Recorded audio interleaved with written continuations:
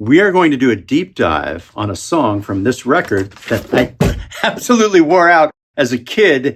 You will immediately know what this is. I want to touch on three main things as we go through this astounding isolated guitar track.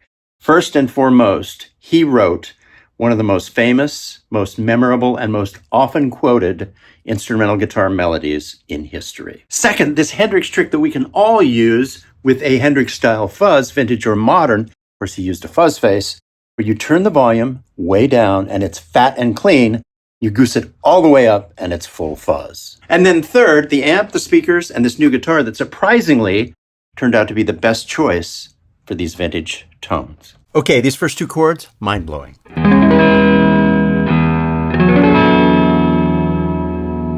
Now let's listen to the ISO track. His touch is so light as a feather, it creates a bell-like quality that we can all learn from. Check it out.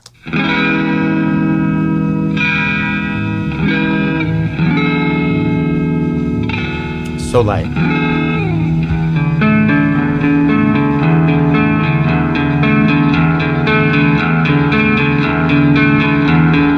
So the fuzz is on right now, but because the guitar volume is at 3, it gives you this very clean bell-like, but also fat sound. Now he knew how to work this brilliantly. And in about 2 minutes, I'm going to show you where he just turns it up full for a moment to get an event, to get something to pop out, and then he goes back to bell-like clean. Here's what Jimmy does next.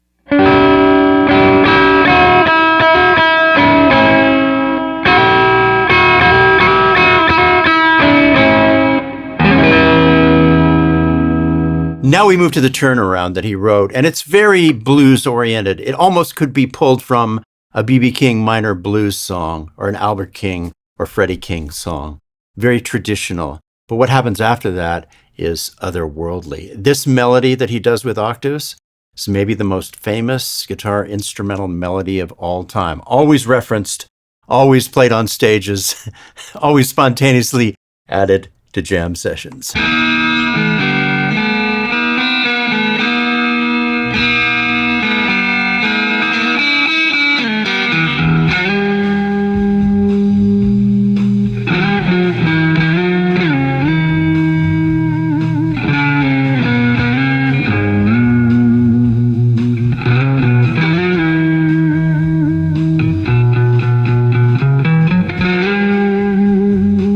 So if you haven't spent much time playing octaves, it's kind of easy if you just keep your hand set.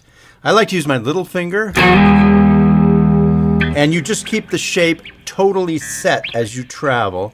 And also, muting is very, very important because you need to mute the string that's in between the two notes that you're sounding.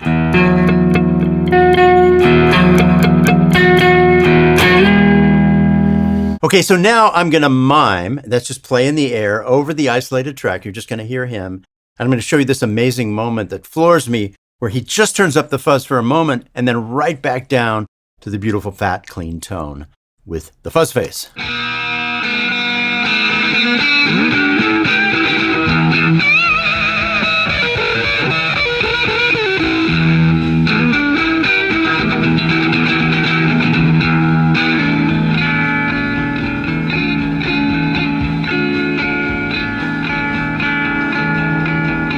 Real quick, we are giving away a brand new collection of 30 free guitar lessons. Click the link below for instant access. So the sound I created for this does have one period correct aspect to it, and that is this 1968 Marshall Plexi. It's a full stack that my friend Aisley Otten owned for 50 years. He was kind enough to sell it to me a couple of years ago. So Aisley bought this amp 2 years after the original owners. These kids were in a band. They opened for Blue Cheer. Blue Cheer was so loud that they got their manager to buy these amps. They ordered them in 1967. They showed up in 1968. And a couple of years later, they sold this one to my friend Aisley. The 68 Marshall 412 cabinet is all mic'd up and stadium loud in the vault that I built in the garage when we moved into this house. I'm also using a king tone fuzz. It's giving me that fat clean tone when the volume knob is at 3, and then full fuzz when I goose it up to 10. Now I've been using this guitar a lot lately. You might have seen it in some recent videos.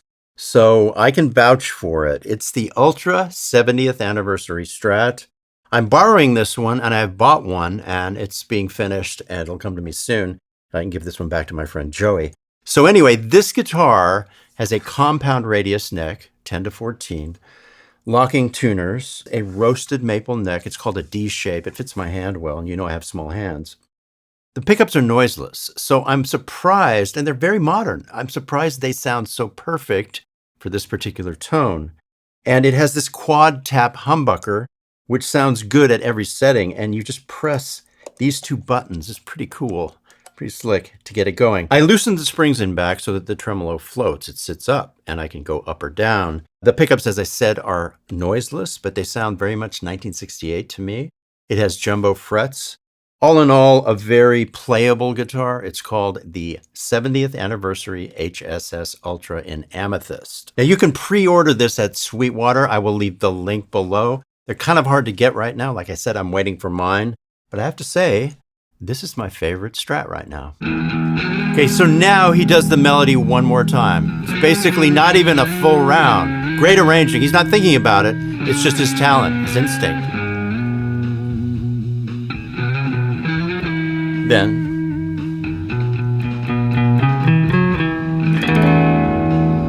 check this out.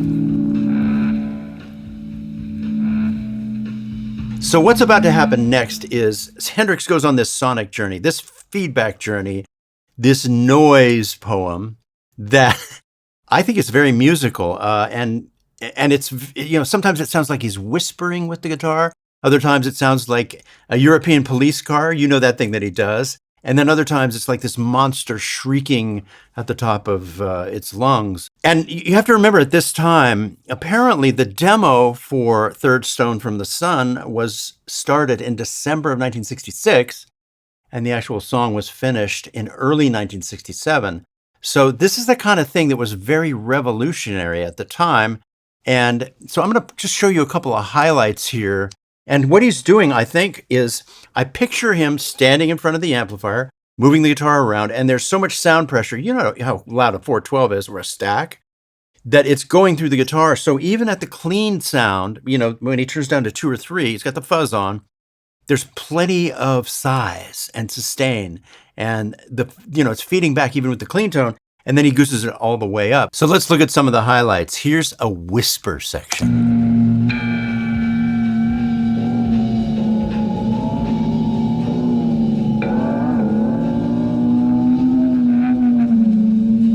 So very quiet, but with full sustain. That's because I believe he's right next to the amp.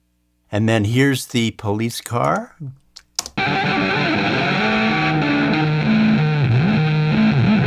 Just a moment of it. And then he goes back to the melody here with full fuzz. And this reminds me of the tone that Robin Trower ended up using a lot of the time much later. You know, Trower was a big aficionado and did very Hendrixy things.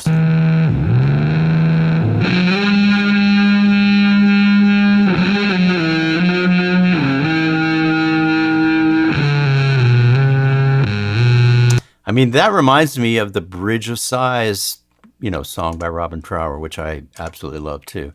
And then here's the out, where I think Eddie Kramer just turns up the room. There was probably a big chamber somewhere at Olympic Studios in London, and he just dumped a bunch of reverb on it. It's really effective.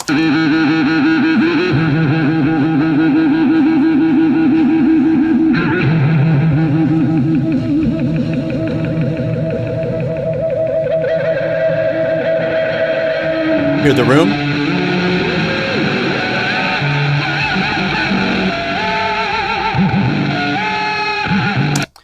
Very cool way to end it. Hey guys, a lot of the time YouTube will bring you my videos even though you're not subscribed. If you get the chance, click this subscribe button and ring the bell.